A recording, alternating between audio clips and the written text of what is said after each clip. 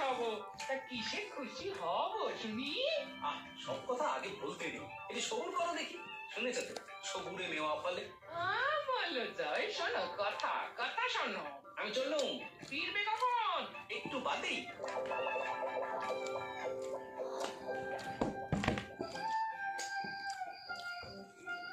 এই যে গোপাল, তোমার কথা মতো আমি বানিয়ে রেখেছি মনোচ্ছটা হার।